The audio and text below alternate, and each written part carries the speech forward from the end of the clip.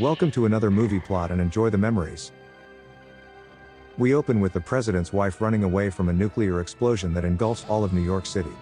When it consumes her, the president wakes up from his recurring nightmare saying that he's fine and lies back down in his puddle of sweat. Elsewhere, a government official named Bob commandeers a dream team of psychics working out of Thornhill College. Dr. Paul's project was originally intended to treat sleeping disorders by projecting oneself into a person's dreamscape. One of their two psychics, Edward, has turned into a vegetable, so Paul wants to recruit his former student Alex to take his place. Dr. Jane says that he disappeared years ago after being the subject of an experiment, but Paul knows where to find him. We jump to Alex at a racetrack betting big on the underdog and winning a load of money with a tremendous upset. The local gangster Snead and his goons chase him into the restroom because they assume this is the result of him running a scam. Alex hurls the money bag out the window and runs away, but he filled it with toilet paper and catches a cab home with all the winnings.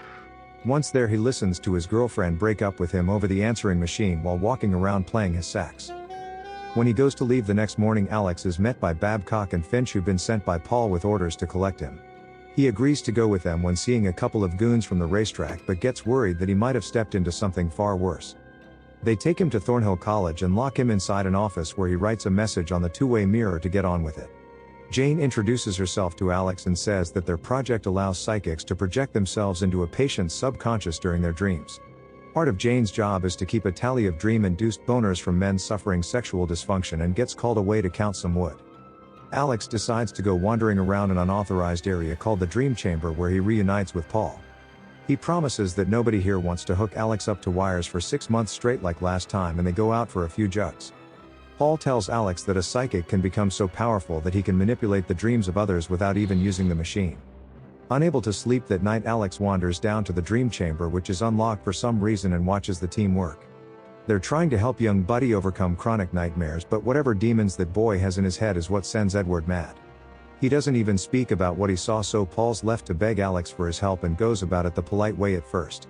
When that doesn't work, Paul says that if he doesn't join the dream team, then the IRS will audit the last 5 years of his tax returns. The gambler is blackmailed into helping, so Jane tests him as part of his admittance, but Alex purposefully gets the answers wrong. He's told to take it seriously, so he tells Jane that he finds her attractive, which is a question she was just thinking and didn't ask. Later, Alex finds the other psychic, Tommy, in his room playing his saxophone, but he doesn't have the same finesse. Alex tries to be nice, but this little dweeb brags about his superior brain and how Edward lost his mind because he wasn't as powerful. Tommy then watches envious as Alex goes into the dream of a construction worker with the instructions to just observe. This guy is trying to overcome his fear of heights, so they've got him on a rooftop, but he's distracted by Alex and tripped by a steel beam. Alex jumps in to rescue him, which probably isn't the best idea because now both dangle hundreds of feet in the air. When the guy's shirt rips, Alex falls to his death, or would have if Paul didn't wake him before he hits the ground. Excited to be a part of the program now that he's experienced it, Alex gets strapped down for a CAT scan where he meets Bob. He congratulates Alex on his successful dream projection, but expresses using him for future projects in a very government-controlling kind of way. Sometime later, Alex runs into Jane sitting on a park bench looking at pictures of nightmares that Buddy has drawn. Alex befriends the boy with generic lines of comfort and praise for his crappy drawings, then walks with him and Jane back inside. The president's nightmare of a nuclear apocalypse continues, so he summons Bob, who says that the dream program may be just the thing he needs. The president thinks that he's experiencing them because he's about to negotiate a nuclear disarmament with the Soviet Union next month. Meanwhile, at Thornhill, Mr. Weber has been having performance issues in bed, but his wife is hopeful that it's just a phase. Somehow his nightmares are related, so Alex is going to get a closer look and hopefully problem solve this marriage. He goes delving into Weber's dream, where they sneak inside the family home and catch his wife in bed with his own brother. Not only that, but his whole golf team's been hitting it, as well as their priest and even the Gardner, Mr. Fukuda. With this discovery, Paul determines that Weber feels inferior and needs to overcome it to improve his marriage. Alex requests to enter Buddy's dream next to help him, and Paul initially refuses because he's already lost one psychic on that kid. He eventually relents, not for any reason other than Alex keeps nagging, and allows him to try help Buddy to face his fears. When they enter the little boy's dreamscape, they're standing in a wonky-looking Tim Burton house with Buddy talking about somebody called the Snake Man. Alex hears a knock at the door, then I guess the Snake Man runs around the house because he comes through the window at Buddy. The pair flee down a long flight of crooked stairs, then hit a dead end, so Alex stands his ground and wrestles the giant worm. He says that a little help would be nice, so Buddy picks up an axe and lays into his nightmare until taking the head off the snake. With the horror over and the boy finally able to sleep, Alex draws a picture of the snake man catching the attention of Tommy. He can tell that it scared Alex more than he leads on, so the psychotic little psychic holds it in his spank bank for later. Alex then walks into Jane's office and invites her to dinner, but she declines for professional reasons despite liking him. Sneaking a kiss and possibly charges, Alex then goes to a bar where he meets the nosy horror novelist Charlie. He explains that he's doing research on the Dream Project and says that Bob is one of the most powerful men in the government. It gets Alex curious to find out why he's involved, but Charlie notices one of Bob's men watching from the bar, so runs away. When returning to the office, Alex finds Jane asleep on the couch, so he enters her dream like a right creep. He finds her enjoying a train ride and they get it on, assuming that it's only her imagination like any other dream.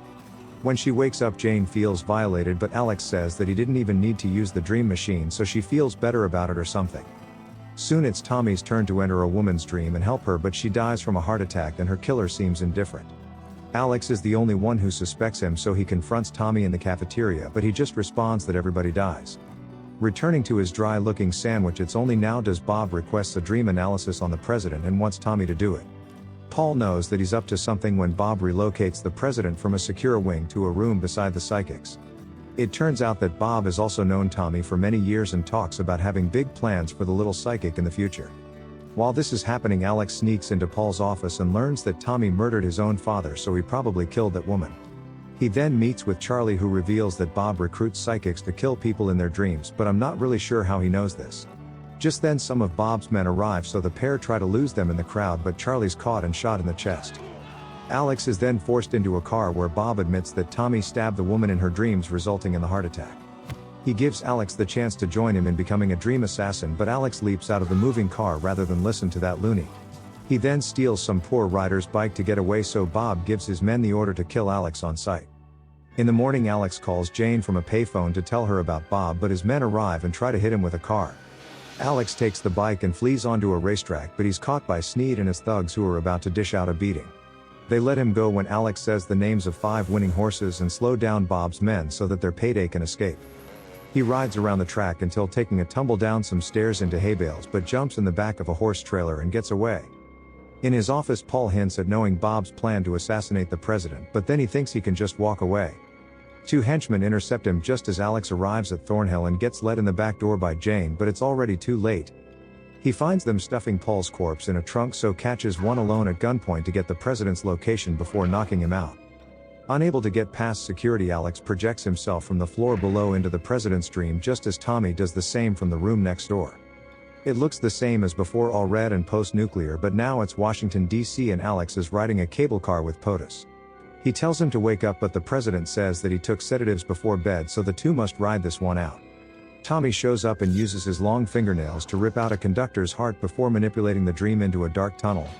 He begins to look ghoulish and incites a mob of radioactive mutants to attack Alex and the president, so they flee into the next car. Tommy now appears with nunchucks like he's actually going to do something, but misses his first swing, so Alex starts choking him. Suddenly transforming into the Snake Man from Buddy's nightmare, Alex runs away because he's understandably terrified of that thing.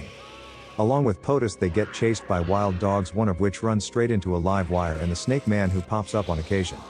Coming up to a dead end, Alex avoids one of the wolves, but Tommy the Taipan appears behind him and bites him on the shoulder. He then goes for the president, so Alex puts his power to work and assumes the appearance of Tommy's father. Thinking "didn't I murder you?" it distracts him long enough for the president to impale Tommy through the heart with a metal pole. The assassin dies in the real world while the survivors wake up from the dream, and the president tells Bob that he's fired.